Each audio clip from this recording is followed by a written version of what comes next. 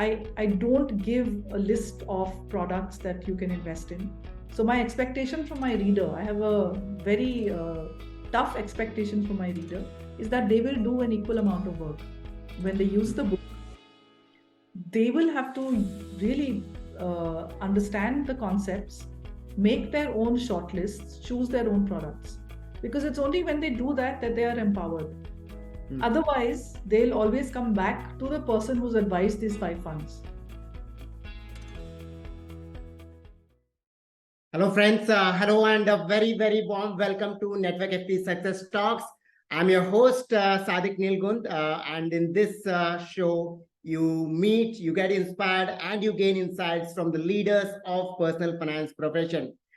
With us, we have a very special guest today, Monika Halan, author of Let's Talk Money, and also the author of Let's Talk Mutual Funds now. Apart from that, she has been in the industry for the past 3 decades, currently also serves on the SEBI Advisory Committee for Investor Protection and Education Fund. Welcome, Monika, to the show. Thank you so much. Delighted to be here. Good morning to everybody. Welcome, ma'am. Welcome. Monika, I have a very distinct memory of how I came to know about you. And I thought I should share that today. Sure. I'm sharing this with you. In fact, for the first time, I want to put it up in the public. It was the year 2005 when I just joined FPSB, and which administered the CFP certification. And you were doing CFP certification back then. And I was handling all the CFP candidates and certificates. And I wrote a mail. I was just novice. अभी मैं मेरा college pass out होके आया हूँ. I wrote a mail which was not in a very professional way to Monika Halan. Okay. And somehow my boss came to know about it, that mail, and he gave me a peace of mind. How can you write this to Monika Halan? Okay. And for the right reason, he gave that. And I learned 2 things that day, Monika. One, who is Monika Halan? Oops. And I started searching, okay, about you and all those things, and also discovered your book, 7 Steps to Financial Freedom, which you had written in those days. And that became the foundation of how to think about financial planning, Monika. Okay. Okay. So that's one. And it also taught me second thing, how to draft right emails. So thanks a lot, Monika, for that wonderful, induction of mine to this profession in your own unknown way. But been a pleasure, ma'am, to have known you for the last 2 decades now. And the way you have contributed over this, at least what I know is 2 decades, you've been contributing for the last 3 decades. You've contributed tremendously, not just with your writings in various media houses, but with your books and with your writings, with your participation in various committees and the boards and the regulators. So fantastic see your journey, and thank you so much for what you have done for the community, ma'am. Thank you. Thank you. And I actually have no memory of either that email or what happened. I don't know what you said. I'm sure it wasn't too bad. But that's fine. Whatever happened, it happened good. And I learned quite a lot of things. And it has been a great knowing you since then, Monika. So my first question, Monika, to you is, you've been in the personal finance space for the last 3 decades, writing, speaking on TV, writing, and also your written books. How has the consumer mistakes evolved over a period of these 30 years? And for that reasons, people should read our books and should work with a personal finance professional. You're absolutely right. There's been a transformation, and this is a personal story. When I began my investing journey 30 years ago, there used to be these, the sub-brokers, brokers who would buy some products. And there were some bonds, I think I had bought, some tax-saving bonds. And that time, rebating was the norm. And that person had said that there will be a time in this industry when you will pay me. Oh. Because even before I had started on the journey of personal finance, I was a starting business journalist. There were no rules in place at that time. And the rebating was something that happened on the ground. It happened everywhere. So when you bought a bond or something, you got some commission back. Mm-hmm. And like I remember being very flummoxed that, why are you giving me money back? He said, aise hi hota hai. But there will be a time in this industry when you will pay me. And I'm glad to see that That time has come. It's taken 3 decades. 3 decades. But that understanding that this is real professional help. First, that you need professional help. Two, that there are professionals out there who will contribute in many ways to making your money work harder, smarter, in a systematic manner. Correct. That lesson, I think, has been learned by at least a small part of the population. The questions have changed from a lot of times what to do with 5 lakh rupees today or 50,000 rupees today into a more structured approach. But, I think this group will understand the market. We've barely begun. There is, if you look at the projections of the next 25 years, India is going to be a middle income country. There is no doubt about that. True. That middle income country is coming from a place of being new to, some of them even new to banks, new to financial products. So I would imagine that the work of education and handholding has just begun. So we've made progress in a small part of the population. But should we want to reach and look at the size of the market, look at the huge number of people, and this is really good work. So I think that journey just continues and can get bigger and larger. Sure. From rebating to now fee paying. That's the journey and transformation which we are seeing. Monika, you authored India's #1 book. I got to know from you the sales, 80,000 sales, 80,000 copies. What latest number I just got yesterday is 97,000. So we're like 3 short of 1 lakh. Okay, that will be done by the end of this. This goes live on our YouTube. Okay, so this is the book, friends. Let's Talk Money, and I must say, we all tend to make complicated, the personal finance and money life complicated, but the simplicity with which you authored this book, with a lot of examples right from your home to your friends, makes it so much more interesting, Monika. Thank you. My question to you is, how has this book, impacted your life? And also the people, I'm sure you get some kind of messages, feedbacks. Okay, I read this book. So tell us some stories about how this has impacted your life and people around you.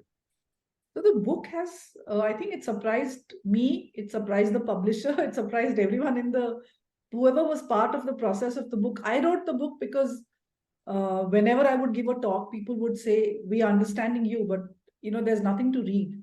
We're not getting the structured thought anywhere.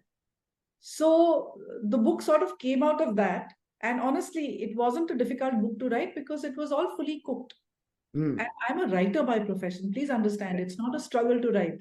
Correct. So I have an unfair advantage over everyone else who writes a book because I've done that for a living for 3 decades. So when I sit down to write a book, I don't have a problem in writing. So there is that little bit of an unfair advantage that I carry. The stories are all real. Some of the names I have changed for obvious reasons. But the people whose stories are real and their names are there, they actually were so delighted. They would put up selfies on social media with the book, saying that I feature in this book. Oh. And in terms of the feedback, I think I've been very overwhelmed by the kind of responses I've got. So it's been 5 years, more than 5 years to the book. Every day on social media, there is at least one, if not more, messages from people who are saying common things like, I wish I had had this book earlier. It has transformed my life. I have gifted it to 10 people. I am continuing to make notes and read. And also the sort of people have made memes on the book. They have done graphics out of it. They have made their own workshops out of the book and they send me their PPTs. That confidence they have that, to carry the message forward is really important. So in their own office spaces, they have taken the book and they have made presentations out of it to spread the knowledge. So for me, I think that's been the biggest success, that very structured, conservative way of thinking about money has got very deep-rooted in, I would imagine, a few lakh people, because one book means a multiplier. Plus, of course, all the rip-offs, all the illegal PDFs and all that. So I would say it's a multiplier. So that's been see, this is more than money for me. I think as a person who understands finance and understands what the lack of a structured plan means in life, you see it around you. You see a very nice looking family, you start talking to them, you realize how much debt there is, you realize what kind of bad decisions they've made, how it derails a family.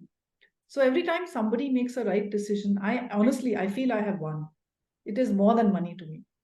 Absolutely, ma'am. And I must say, when I was reading it, I was like, my elder sister or somebody, very close relative of mine trying to kind of tell me, okay, do this, do that, don't do this, don't do that. That's the feedback I get. It's like an elder sister sitting down and saying, look, this is how the world is. You need to do this. So it's like tough love. Yeah, and okay, so I'm also thinking like that. It's not Absolutely. something That is something that a lot of people have said, and one girl made a video and sent me about what the book did to her. She was going through a bad patch, whatever. So she put a video up on Instagram telling me that, telling me and all of her followers that it really feels like Monika is my elder sister and she's sitting me down and giving me some tough facts about the world and telling me how to do it. It's a very so see, the idea of the book and all my work is not to talk down to anybody. People have very complicated lives, so I understand that. And every life is unique and every life is extremely complicated.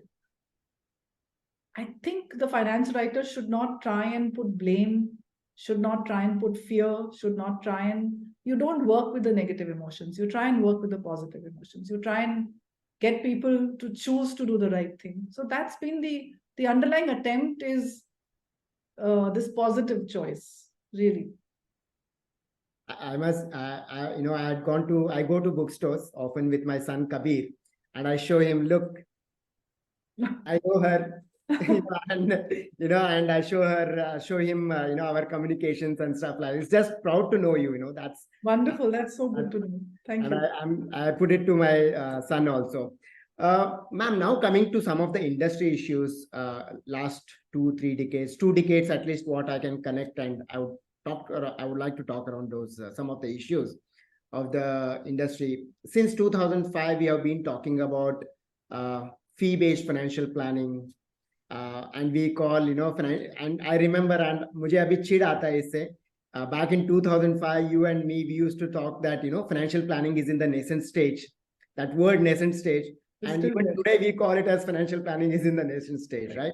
Correct. And what is the reason you think that this has almost literally stayed, literally that way? It has evolved a little bit, but not to the expectation that you and I had way back in 2005. I think the problem is not of either the professionals in the marketplace. I think we have very high quality professionals in India. Some of the work that I personally know some distributors do, they are not RIAs, they are MFDs. I think it surpasses some of the work that the RIAs do in terms of their commitment, in terms of the breadth of services that they offer. I think we have a broken marketplace. I will look at it from 35,000 feet and say that when you have a fragmented regulatory structure, when you have a SEBI, an IRDA, an RBI, and a PFRDA, this holistic financial planning is so difficult because the investor then gets confused between insurance versus pensions versus, so you end up choosing regulators and not products. They're not understanding that I need to fulfill a financial need. There is a problem for which a product solves a problem. Because there is such a huge and very vicious commission-seeking part of the market out there on the side of insurance, it skews the market. So imagine a market where you're still used to rebating. And then you're asking me to pay. So rebating is still happening in insurance. It's illegal, but it happens. So if the agent is getting 100% of the first premium, he gives 50% or 60%, whatever, back to the investor. So when you have such a broken marketplace on the regulatory side, how will a profession like this take off? So in 2005, the expectation somewhere was that at least we will get some sort of cohesion between regulators. The regulators will walk step in step. SEBI has walked far ahead, far ahead. They have taken consumer protection, they've constructed products with the DNA of the products being, with consumer protection being hard-coded into products. I cannot say the same for the insurance industry at all. It's been a struggle of mine personally for 20 years to say, investors have to come first. Agents are not your clients. The market does not exist for agents, please understand. It is the investor rupee which makes a market go round. But it's been a very tough battle, and I don't think we've made headway at all. So I think from a very policy point of view, as if I put on my policy hat, it's a policy failure in India that we have not been able to sort out the regulatory arbitrage, which causes this malfunction on the ground that the financial planning profession is not taking off. True. Now, just to add on question to this, you have spoken about, I've read a couple of maybe articles here and there, or heard you have spoken of one regulator, one super regulator, which, kind of works together with SEBI, IRDA, PFRDA, and RBI. Because we as financial advisors, financial planners, we deal with all the products. Right. Even forget we deal with all the products. It's the client who want a person who deals with all the products and all the services, right? And so, do you think this concept of one regulation, one regulator is some of your thoughts around that? You already mentioned some, but some of your thoughts, and do you think we can see it in our lifetime or no? 10 years back, I would have said we're very close to it.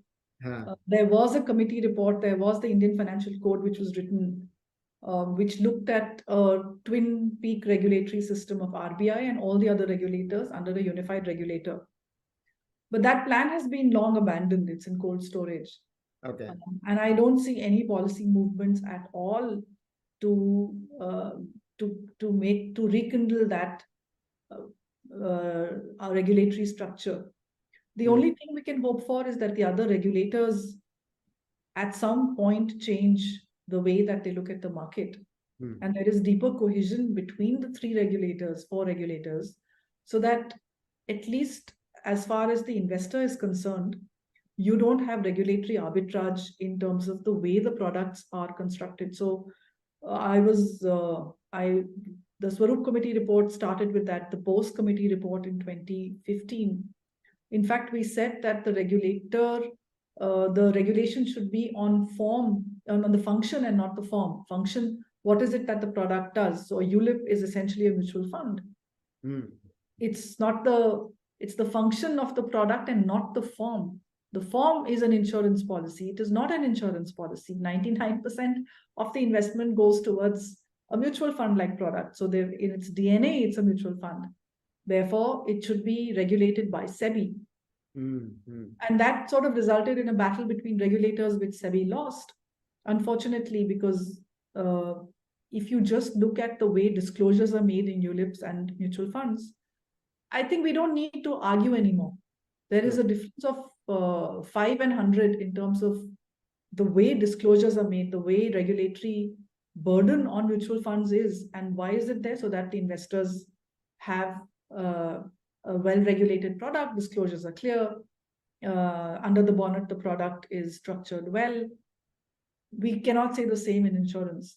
So my only hope is that there is a policy directive to integrate the various rules which affect investors on the ground. This arbitrage in products has to go. Yeah, sure.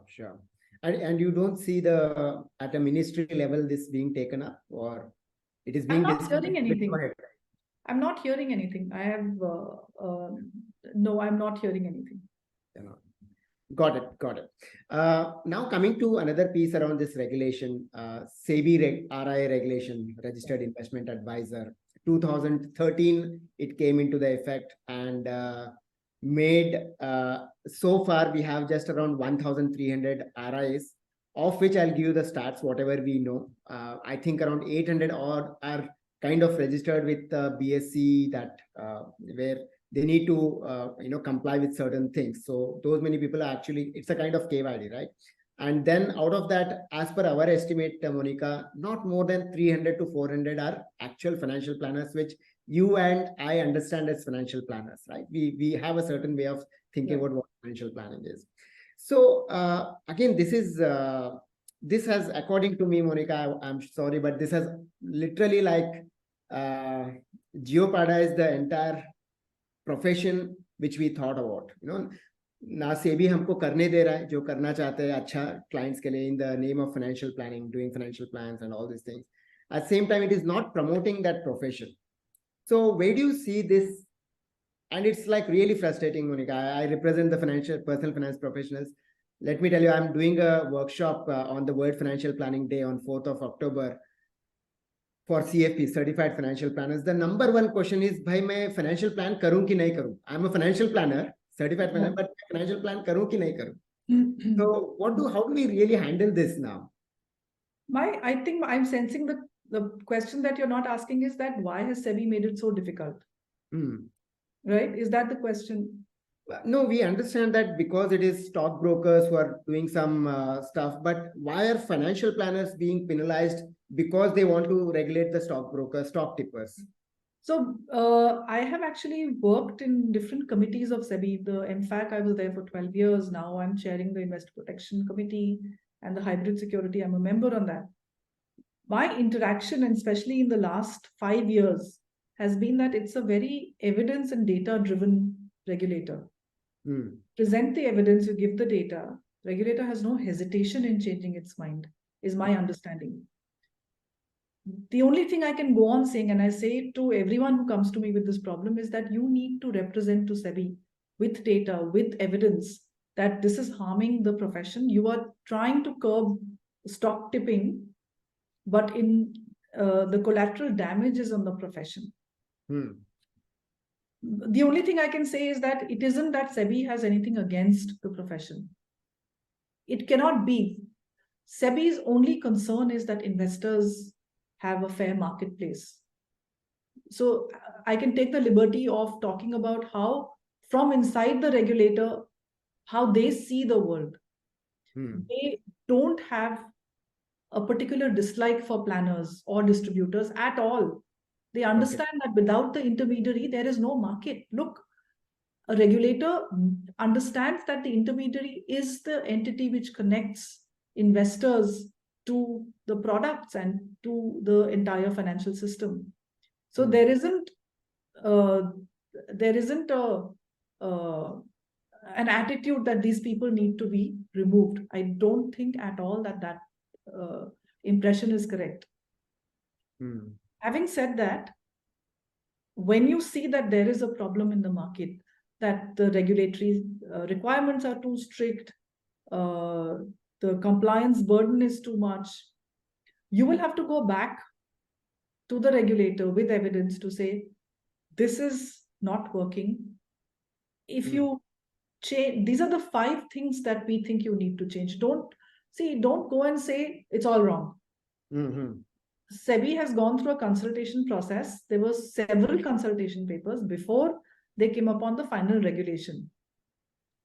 If you go and say that everything is wrong, they're not going to take you seriously. You go and say we need 1, 2, 3, 4 things changed. And we know that after that, the profession will bloom.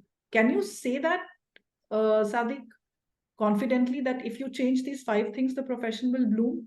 Yes, we can. We can make a fine. You should then. You should say that. That I think it's a fairly approachable regulator. Sure. So just remove that thing that there is some hatred for either distributors or planners. There isn't. Absolutely not. They are just trying to protect investors. Sure. So anything from an investor point of view, which is a win, right? Investor ke liye bhi acha hai, profession ke liye bhi acha hai. Of course. See, that's where a market wins. That the investor wins, the distributor advisor wins, and the product manufacturer wins. If you read Swaroop Committee report, so I had written that report in 2009. From first word to the last word, that's completely written by me. Wow. And we start off with that, saying that markets globally are a zero-sum game. Somebody has to lose for somebody to win. But in the Indian market, what we want to do is we want to see that everybody wins. The producer wins, the distributor wins, advisor wins, and the investor wins. Why can we not make rules so that everybody wins? So that's the DNA of the market that we try to put in place. Sure, ma'am. This is a important, I would say, a good direction which you are giving to the fraternity. And, because see, there is only so much of energy that we have. We can spend it in complaining, or we can spend it in trying to improve something. True. Just another add-on question to this. Coming to CFPs, you've been a cheerleader of CFP. You did CFP, and you're also part of FPSB board and stuff like that earlier. What is your message to the certified financial planners who are really struggling with two things: recognition from the employers as well as recognition from the consumers? The CFP started with a lot of expectations. I don't think it has matched up to what it started out to be. I would imagine that maybe a homegrown certification might somehow do better than something which we have imported from abroad. Like in hindsight, we've been through the entire cycle. But since that mark has not really, established itself here. So one is the certification. So there is an alternate certification. There is an NISM certification. So if the regulator has said that we recognize NISM, then CFP becomes one more thing that you do. Finally, if you want the regulators, you want a license, you will have to go through NISM. Correct. Right. So CFP becomes one more thing that you can do. And that's then a choice whether you do CFP or you do some other thing which anybody else runs. So you have to then consider the course. I think CFP is a well-constructed course. Sure. So it's a NISM plus that you do. Sure. But I think the question really is that, is there a market for financial planners? The market exists. It is there. It is huge. In 2009, when CB Bhave took away the mutual fund load, there used to be a 2.25% front load. The industry said this is dead. Nobody will ever sell a product where there is no front load. But we saw what has happened to the industry. It's ballooned. It's grown exponentially. So the financial planner who wants to set up his or her own practice has to think of herself as an entrepreneur. Correct. If you're an entrepreneur who's making software, you don't know if there's a market till you made the product. So the expectation of the profession for guarantees of income is misplaced. Either you're an entrepreneur or you're not. If you're an entrepreneur, there's no guarantee of income for the first 2, 3, 4, 5 years. The only thing I can tell the budding financial planners is that you have an annuity business. Correct. It's just that the first 5 to 10 years of this annuity road are very hard. Look at a doctor. How hard is the road for the first almost 15 years of their life? The payoff only comes, it's back-ended. Sure. For the financial planners who are in their 20s, I mean, if you just carry on till your mid-30s, you have an annuity business. It doesn't go away. True. Right? So it will be like, it's a profession. You will be able to hand over clients to either somebody in your family, or you'll be able to actually sell the business to somebody else. So that hard work has to be there. So you have to figure out, are you an entrepreneur or are you an employee? True.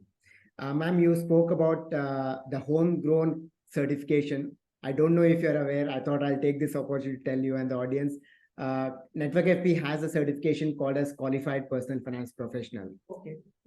And just pleased to tell you that we'll be touching 1,000 candidates, 9 batches now. Congratulations. That's very good to hear. Excellent.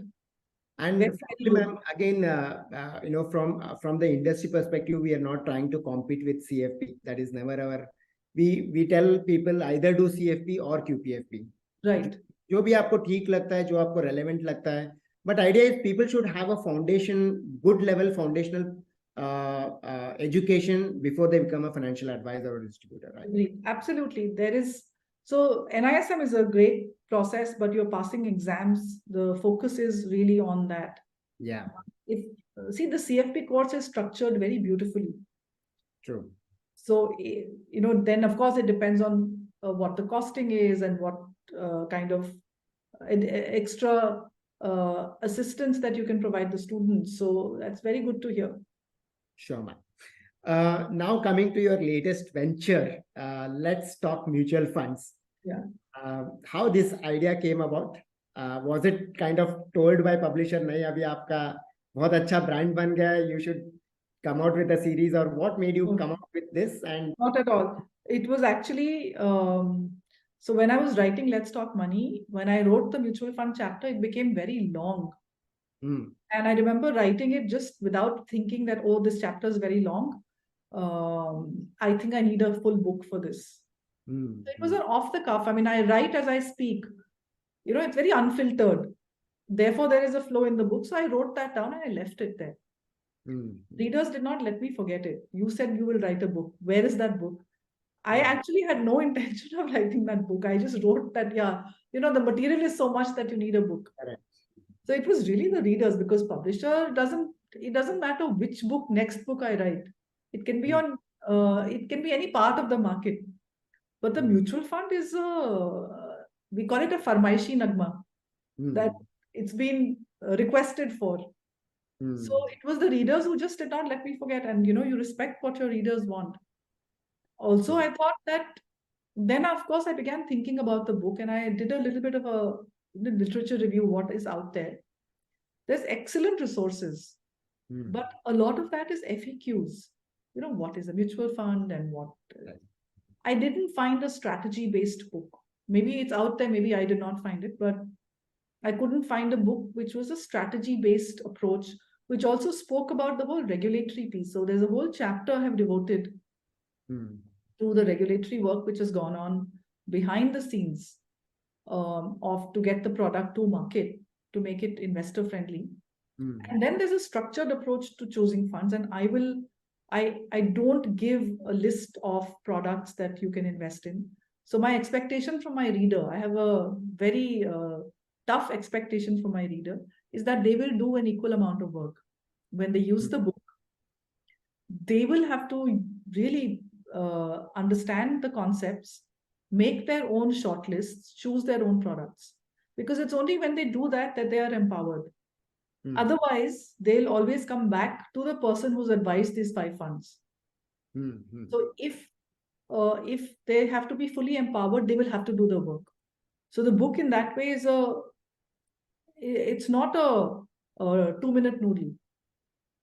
This is going to, somebody who wants to really use the book will have to engage with it, will have to translate the process, do the work, looking at different websites to shortlist their funds. And then, so when they come up with a list of their funds, they will own it completely. And in case they are not ready to do all this work, they go to a financial Absolutely. No, even if you're working with a financial planner, distributor, I think the book should give you enough clues to even question the planner, to say, okay, show me your 10-year consistency report. Okay, show me the expense ratios. What is the alpha of this fund? Sure. So it'll equip you to at least ask questions on this. What is the what is my asset allocation? What is the asset allocation within my equity pie? So even from your planner, you're able to ask questions. True. Now the mutual fund industry is almost touching 45-50 lakh crores. That's almost 6 times increase in the last 10 years now, right? 10-12 years. How do you see the role of mutual fund distributors in this journey? So far, what do you think according to you, has been the contribution, and how do you see the role being played going forward, Monika? I think a very key role has been played. Look, in a market, there'll always be people who don't do right things. And unfortunately, some of the large corporate distributors are known not to do the right thing. However, a lot of the individuals that I have come across or have had stories about, they have worked very genuinely on the ground. True. So in terms of even imparting the right kind of knowledge, I think there's been a huge contribution. India probably was the only market where investors came in to buy when the 2020 market crash happened. Sensex came down to 29,000. And I think the data has shown us that Indian retail market investors, mutual fund investors, came in to buy. This is not how retail investors behave anywhere else in the world. And the credit, I think, has to go to the MFDs. A lot of them are feet on the ground. You have actually worked very hard and communicated this understanding to people that when markets fall, that's actually the time to correct your debt equity allocation. Of course, there are problems with, there'll always be outliers, there'll always be, but I think as an industry, it's done extremely well. Sure. You also speak very high about the India growth story. And many of the times, we also feel that it's collectively we are doing it for self-confidence, boosting our self-confidence, or to sell our own agendas. The fund managers win when they sell the India growth stories. We win when we sell the India growth story. The government wins when we sell the India growth story. But according to you, how real is it? And with some numbers or with some data, is it real or it's made up by all of us collectively? India is such a large country with so many sources of news. It's not just the mainstream media. You cannot sustain a lie. We are not China. Please understand. In China, you can hide your numbers. You can camouflage reality. It's not possible in India that you lie to an extent that you're fudging GDP numbers, or you lie to an extent that you're fudging deficit numbers. I don't think it's practically possible at all. We are not an autocracy. We're a democracy. There are labels that the West is putting on us in terms of this is a fascist government, this is a democratic autocracy. They're coining words for us, which is very sad because, look, elections are held every 5 years. If we don't like something, we go ahead and we change it. It's the same EVMs which were used for the last 30 years. Nothing has changed in that. It isn't as if there is large-scale manipulation of election results. There isn't. Is the India growth story real? I think absolutely. We've got our ducks in a row. What is ducks in a row? So there is a population advantage. We have a skill problem, but simply in terms of the dependency ratio. Okay, we are at 47. Japan, I think, is 78. US is 52, which is the number of people 0 to 14 and 65 to 100, which depend on this middle cohort. We're at 47, which is one of the lowest in the world. So there is a population advantage.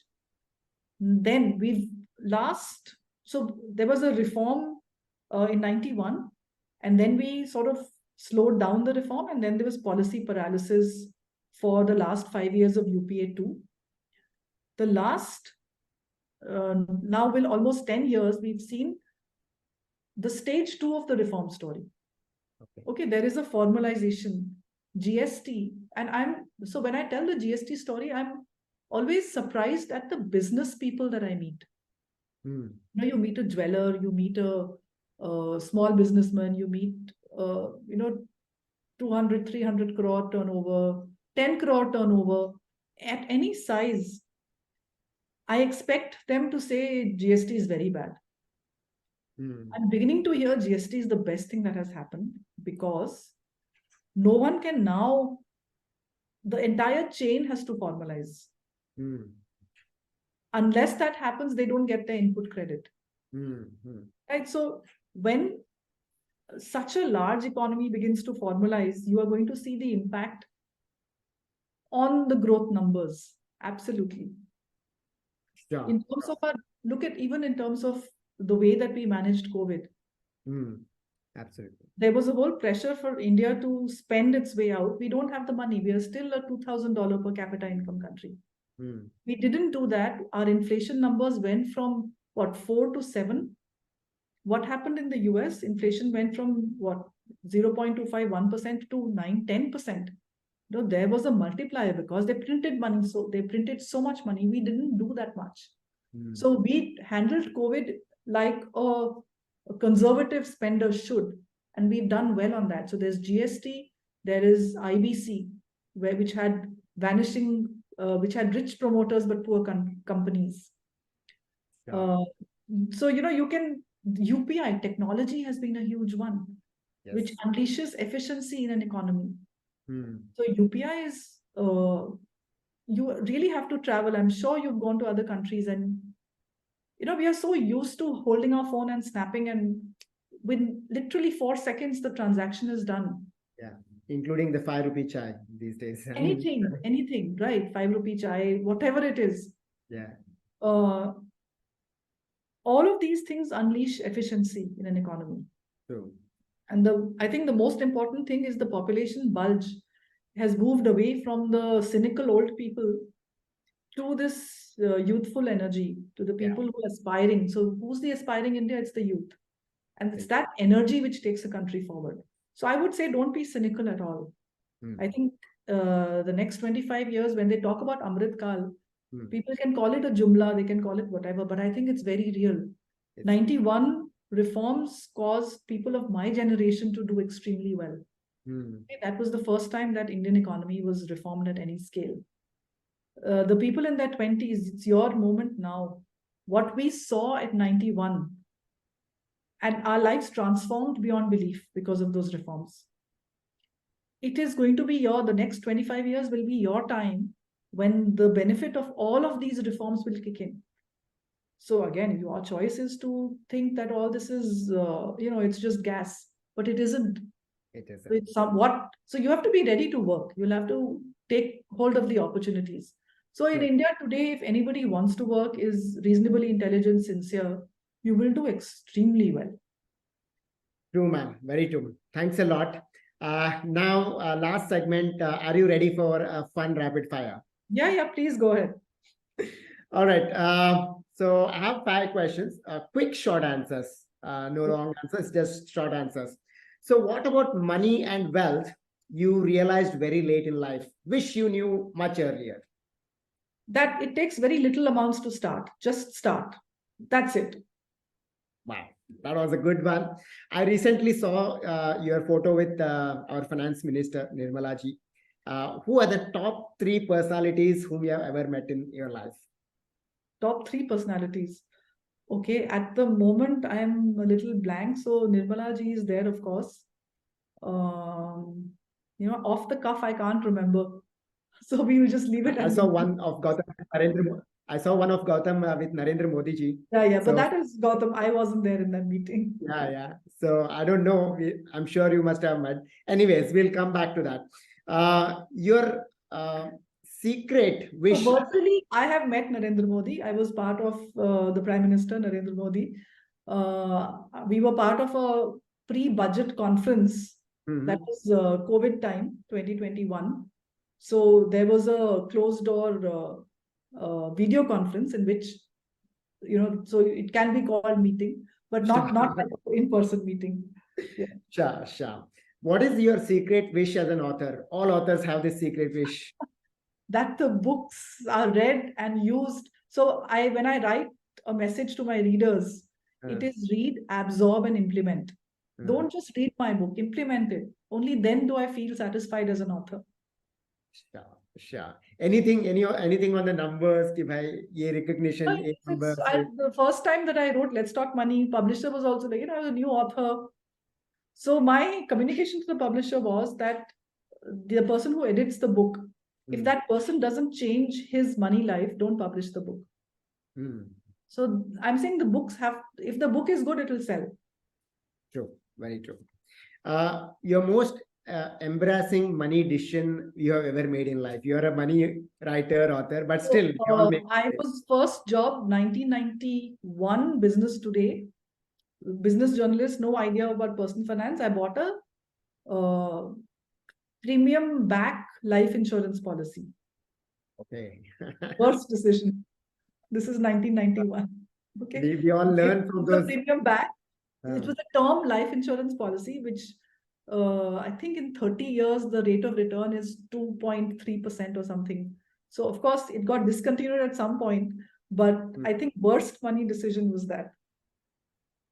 Sure. We all learn from the early mistakes which we make. Last question. What is it that you and your husband get along and have a difference of opinion with related to money matters? I am far more risk-taking than he is. My risk appetite is far larger than his. So he's the conservative one, where he will bring some balance into my extremely risky appetite. Because when I see the numbers of certain parts of the market, and I only invest through mutual funds, I do whatever I say in the book, I do that.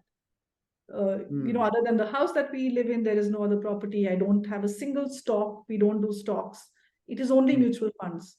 So in the mutual funds, there are certain categories when you see their 10, 15-year returns, and these are risky categories.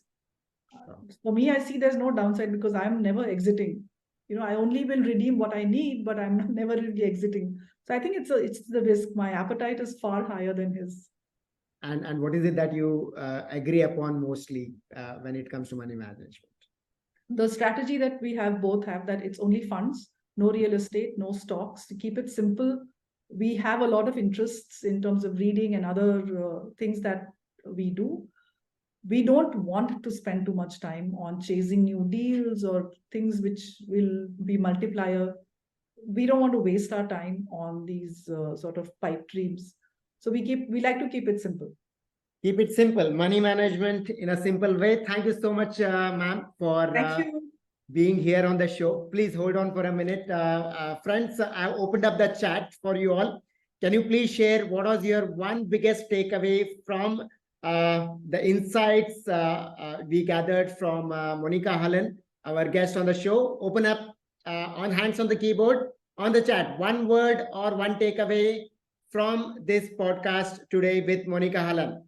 And in the meanwhile, I want to check with you, Monika, about, we have come out with the India's first directory of certified and qualified personal finance professionals. Only those who are CFPs, QPFPs, CFAs, CAs, or PG or MBA can get listed on this directory. I wanted to have your views on an initiative like this, industry initiatives like this, and how do you think it can help consumers? It's a very important thing that you're doing, because one of the most frequently asked questions to me is, can you recommend a distributor or a planner? And it is not fair to give one person's name over the other. I have always been searching for a directory, and maybe at some point you can start doing a little bit of information. I don't know if you can do a star rating, or you can have some metric which helps the person choose a planner or a distributor, somebody who's qualified. I think the first step of having a directory is fantastic. I will go through it, and I hope I can start actually sharing that when people ask me because ideally they want somebody who's in their area, who lives in the same city. I think it's a very important initiative, and all kudos to you for doing it. Thank you so much, ma'am. Appreciate, and all the words coming in on the chat for you. Even if you have a small amount, just start. One of the best of success talks. Finally met one of my gurus. Fantastic. Keep it simple. Only MFs. Think compounding. Simple, straightforward. Thanks. Starting is more important than the amount. Only MF. Clarity is in the thought process. Brilliant. Knowledge ka khazana. And everything else that is just up for you on the chat from the entire Network FA community. Appreciate your time, ma'am. Thanks a lot for joining me. Thank you, and good luck to everybody. Thank you so much. Thanks. Thank you so much, man. Look forward to see you once again in some other forums at Network FA.